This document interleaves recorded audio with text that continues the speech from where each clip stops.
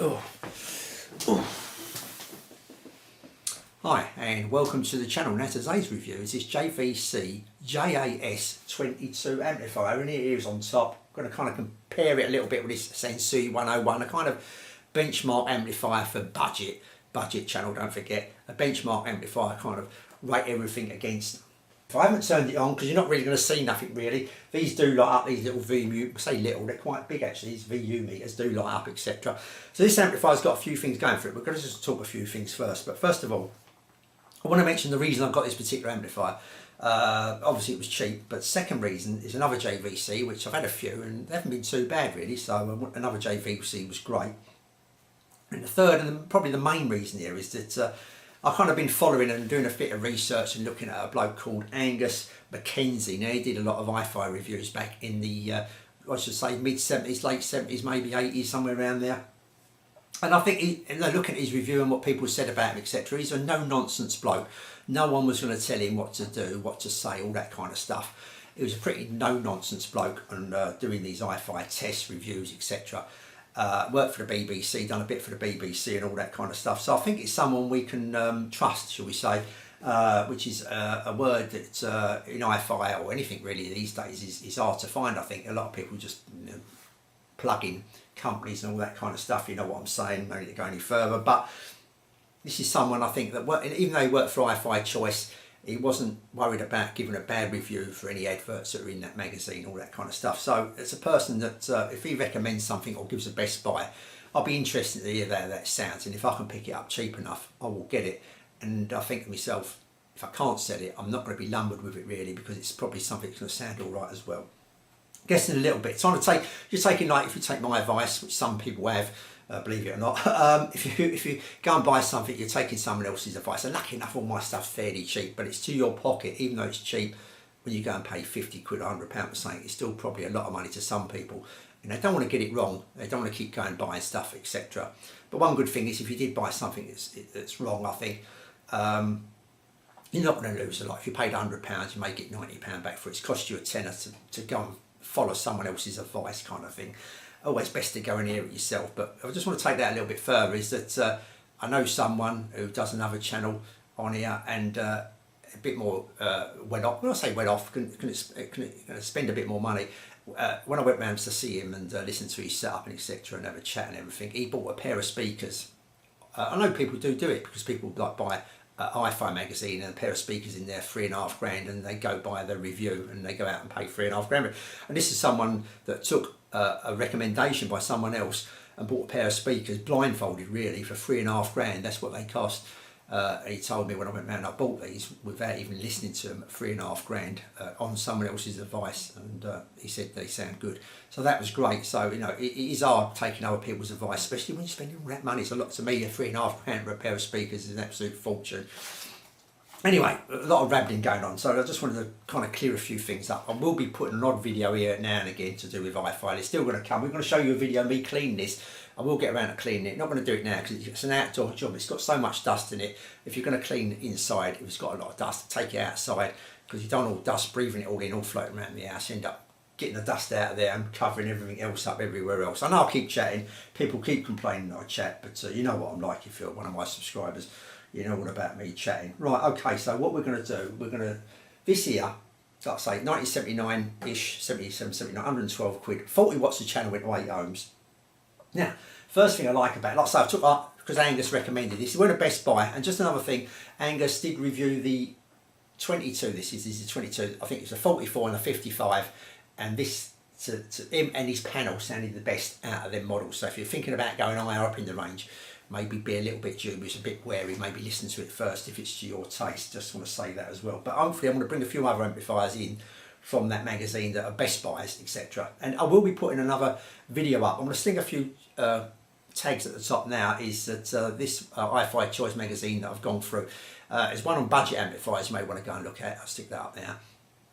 There's one on budget receivers that you may want to go and look at, best buys, recommended, etc. From the 77 to probably 79 period, that kind of period, if you're looking for something vintage, I'll put that up now. And I'm going to put up And the I-class receivers, the I-end receivers as well. I'll stick a video up there from the same year. I'm going to put up the speakers. I'm going to do a little video. Probably not going to do much talking this time. It's for you to actually read what's on the screen, etc. About speakers. There's some well-known speakers there that are sought after these days that you may be interested to look at what he thought of them, what his panel thought of them. And there's a few popular ones there as well. Now, about 50 minutes into the video, it's all fell asleep. We're actually going to talk about this amplifier. Okay. Now, I'm going to compare it to this Sansui 101, which come out a bit early. I think it's come out 72, 73, and this retail for about 60 or 70 quid back then. But don't forget, this is a few years later, so on the old, they're probably going to be similarish price if there was about exactly the same time, I would have thought, thereabouts. Quite pleasing look, I think, this amplifier. It's got that silver face, if you're interested in a silver face amplifier.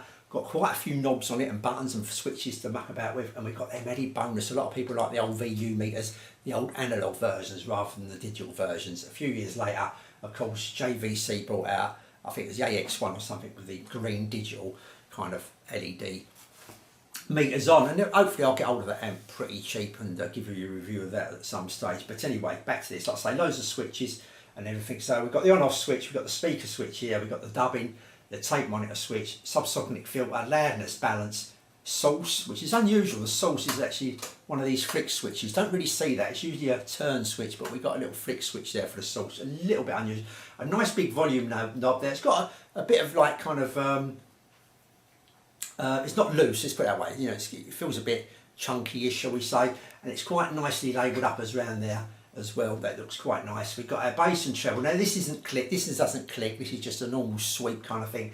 This here kind of clicks in positions, but it goes like 2 dB, but it's a few clicks before you get there. It's not just one click, so we've got quite a bit of fine control on there, even though it's got that little ball bearing that clicks.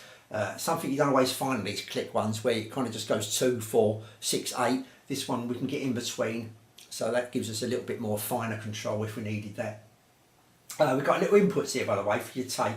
You can plug other things in it if you wanted to, a CD player, etc. But you can plug a tape in there. And the bass is the same, it's got a little click position there.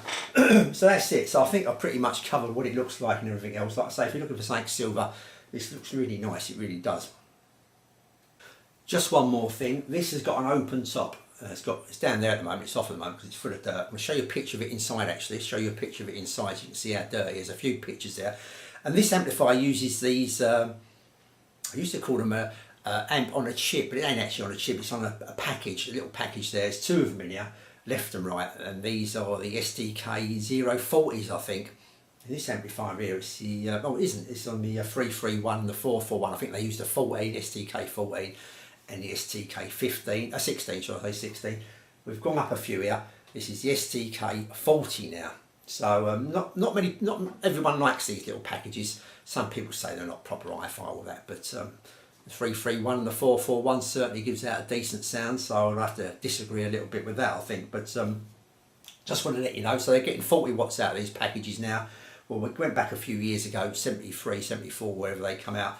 They was only getting 10, I think, with 15 watts, something like that of it. So we've gone up a little bit in these packages. But the only problem here is anything does go wrong, you may have trouble finding one of these packages to replace it. So just bear that in mind as well if you're buying one of these kind of SDK amplifiers. There's lots of them about. There really is lots of them about.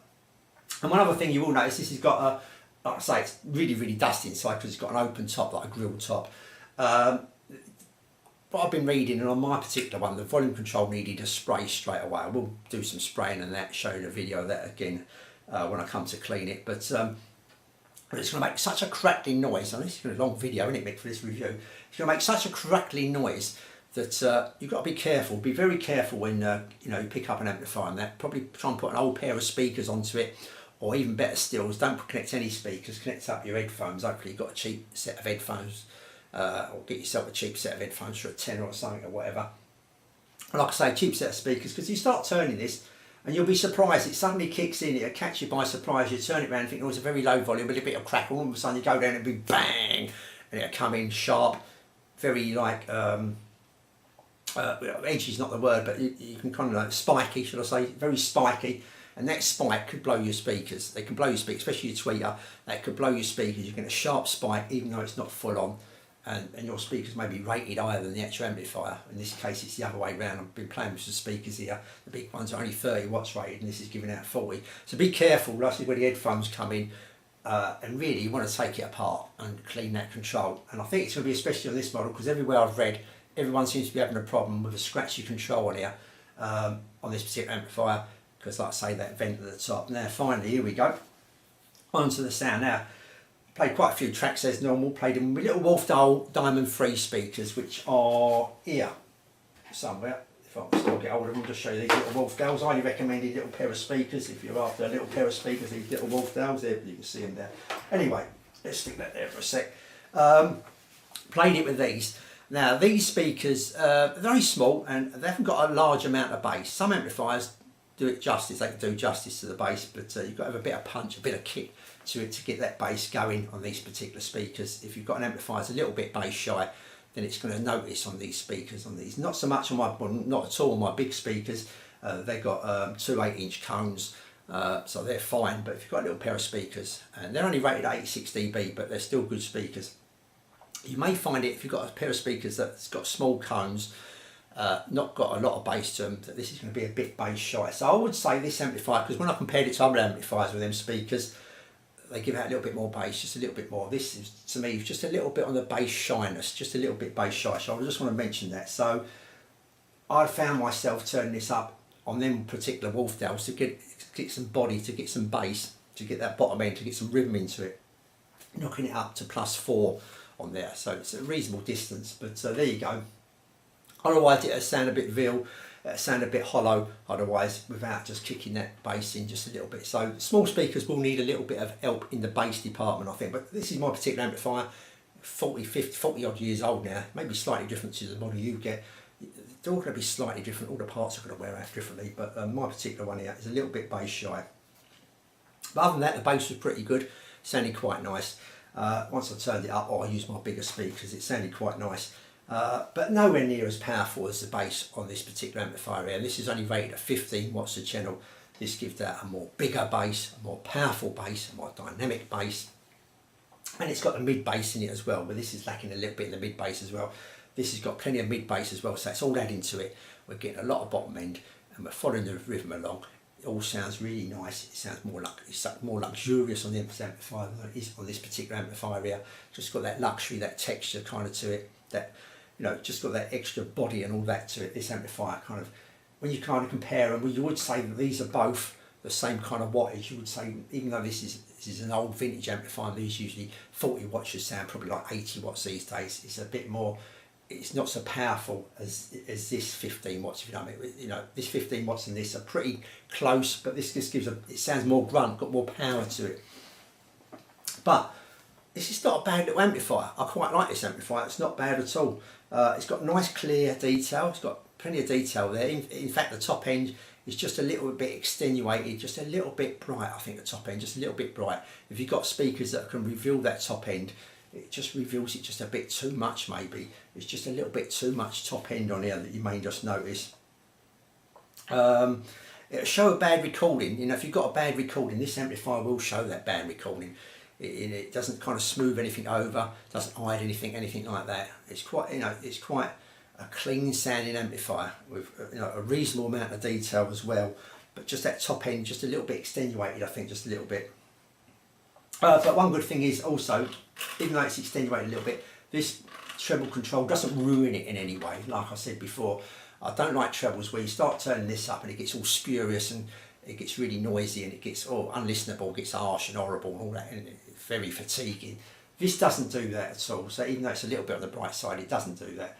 But it depends how bright, you know, if you've got a pair of speakers a little bit on the bright side, it's going to kind of interact with this and just make it too bright. If you've got some speakers that are kind of like neutral sounding or even a little bit on the warm side, and this is going to be okay, you know what I mean? I just found a few recordings, it's just a little bit on the bright side, just a little bit, just a tad, but I thought I'd mention it. Right, yeah, the big bass is a bit lacking here. This has got more grunt, more power to it, but this has got a nice 3D sound stage. It's got a nice stand stage. All the instruments were nicely placed. They had a reasonable amount of space around them as well, the instruments. You know, it wasn't muffled or anything like that. It was quite a reasonable amount of space around these instruments. It's got a nice 3D to it as well, that 3D spatial sound to it as well, that is apparent with it. As long as you've got some speakers that are going to show you that, you're going to get some speakers that are not going to show you that. So you may think, well, where's this 3D? I haven't got it. But if you get a pair of these little Wolfdales or something like that that can convey this space, you're going to hear it okay, you're going to hear it fine here.